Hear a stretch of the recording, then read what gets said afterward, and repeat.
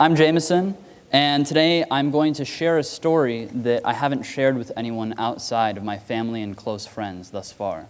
Today I'm going to share my story of failure. Now I know what a couple of you may be thinking. Why are we going to sit here and listen to this guy talk about failure for 15 minutes? That sounds super boring. I'm going to go ahead and go check my Snapchat again really quick. Now, I'd urge you to resist that, even though I too love checking my phone when I'm bored or nervous, because I have some great things to share that I hope will impact you all as a high school audience today. Now I say that from experience because a few years ago I was one of you sitting here in Spangenberg listening to TEDx speakers talk and getting my attendance credit for class while I sat all day on my phone playing Flappy Bird. I get it. The other thing that I remember from coming to TEDx and listening to all the speakers was that I felt like they were all professionals and they had already achieved something in life, or they were preaching a noble cause. And as a high school student, I really couldn't relate to it.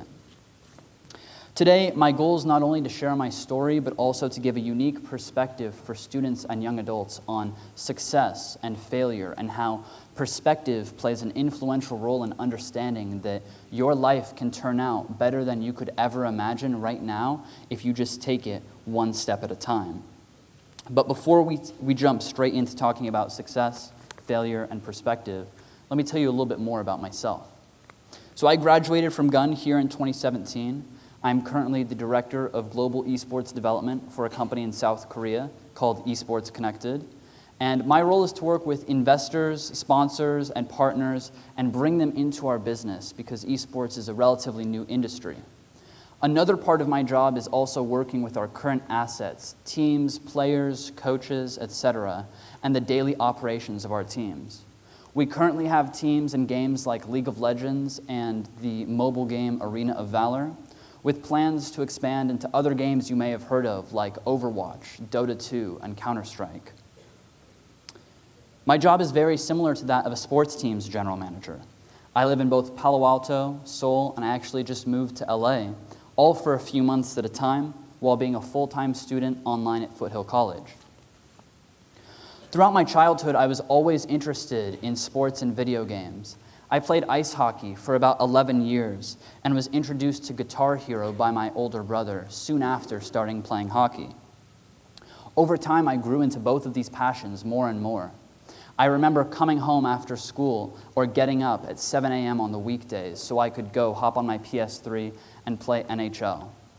I'd be a GM mode so I could simulate through the regular season and just make those off-season roster changes, even when I was in middle school. Throughout elementary and middle school, I would go to school, come home, go to hockey, do homework, and play video games, sometimes playing video games before my homework. One day in freshman year of high school, I was sleeping over at a friend's house when he told me I should try out this game called League of Legends. Little did I know this night would not only change my life in high school, but would also change the course of my life altogether. At first, I absolutely hated the game because I was bad at it and I didn't know how to improve. But over the course of time, I got better and I started to really fall in love with the game, so much so that I got really interested in the highest level of play. After developing my interest more during sophomore year of high school, I really got into eSports and discovered what it was all about, the fusion of professional video game play and sports competition, the two things that I had loved since I was a kid growing up. This defining moment went on to greatly affect the rest of my time in high school. As a student, I was able to get straight A's with relative ease if I applied myself and did my best. Again, if I applied myself and did my best. Now, in my infinite wisdom as a 16-year-old and now junior, I decided I was going to commit more of my time to creating a career in eSports than I was going to in the classroom. Internally, this choice was very important because I was making a conscious decision to spend my time doing something that truly fulfilled me and that I enjoyed doing instead of following what my teachers and parents were telling me to do. Although I wasn't able to consciously understand or communicate the decision that I had made at that time like I am right now, my actions spoke for themselves as I went on to go ahead and flunk almost all of my classes in the first semester of junior year. Things got so bad that I remember I even had one teacher who would leave individual post-it notes on every single one of my unit tests, reminding me that they would have no problem failing me if I continued to not engage in class. When I got my first semester grades back from that year, both of my parents, who were both teachers, realized the decision that I had made very quickly. My dreams came crashing down on me. I lost the privilege to play video games. They forced me to enroll and focus on success because they were convinced that I needed more guidance and direction in the classroom to be successful. I had to put all of the momentum that I had generated that year through networking and opportunity creation on hold just so I could focus on school. This is the first of 2 times in my life where at that time I had felt like I hit rock bottom. Not only did I fail almost all of my classes in the year that people call the most important year of high school, I also lost almost all of the momentum that I had been generating in eSports, in my passion. I had nothing going for me inside or outside of the classroom, and I didn't really have anything to feel good about at this time in my life. Although this was the truth, I did get to recognize something crucial throughout this process, that eSports was going to be my vehicle for success no matter what it took. I refused to accept losing what I had started. From then on, I participated in school more. I made the best out of my time and focus on success so I could get back to working on eSports. Now, although failing all of your classes is not the safest or even responsible way for you to find your vehicle for success, I'd like to impart upon you that it's very important to not let school stop you from doing what you truly desire, but instead take the education that you're getting and find a way to apply it to what you love the most. This experience represents one of the 3 key things I'd like you to take away from my time speaking today. That is, that finding your vehicle for success, your vehicle for passion, and your vehicle for fulfillment is extremely important, even if it means taking 1 step backwards before you take 2 steps forward. Now, I'm not advocating for you to drop out of school and play video games all day and lead an unhealthy lifestyle, but I am advocating for you to take time and find what intrinsically motivates and fulfills you, and then find a way to make that successful for yourself. Now, so far, I've told you guys about 1 time in which I felt like I hit rock bottom in my junior year. The product of that was finding out that eSports really is my passion, and it was kind of a blessing in disguise.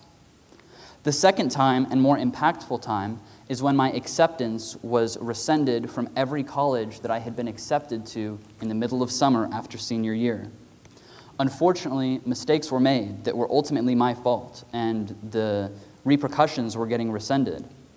Ignoring the specifics, what matters is that the plan I had created for myself for the next 4 years of my life to go to San Jose State and play ice hockey and let my passion for eSports kind of fall by the wayside completely changed overnight.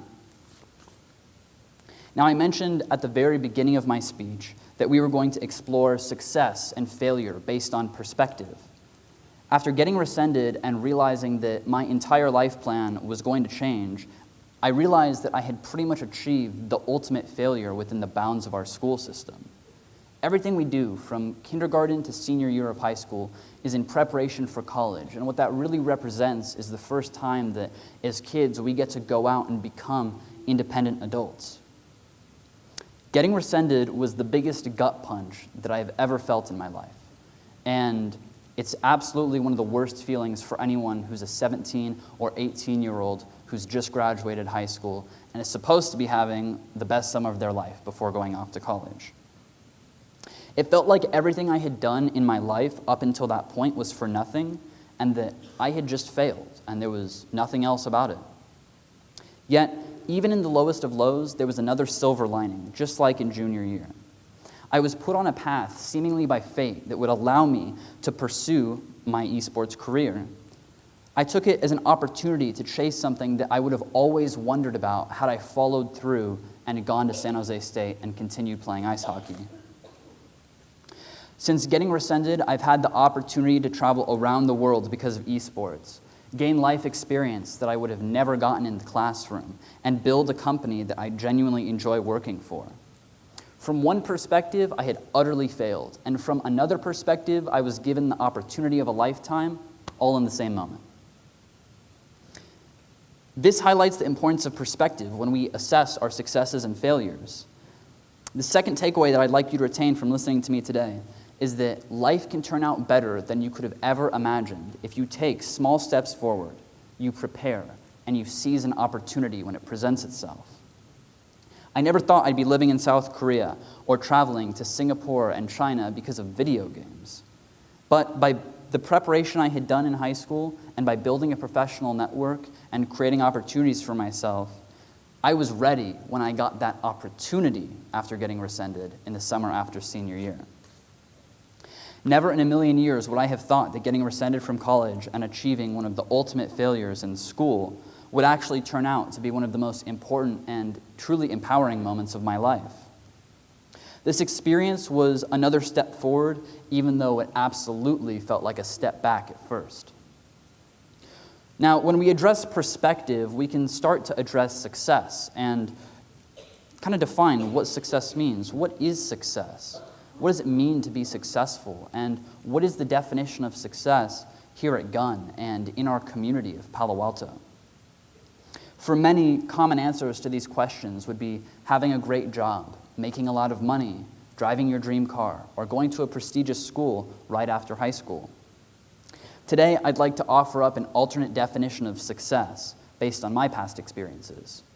To me, success is finding what fulfills you and finding a way to harness that and make it your life in a sustainable fashion. I'll say that again. To me, success is finding what fulfills you and finding a way to harness that and make it your life in a sustainable fashion.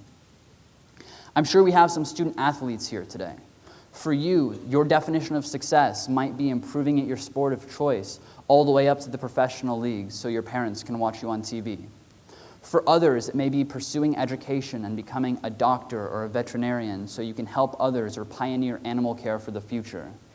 I can't tell you what your passion is or what's going to fulfill you as a person.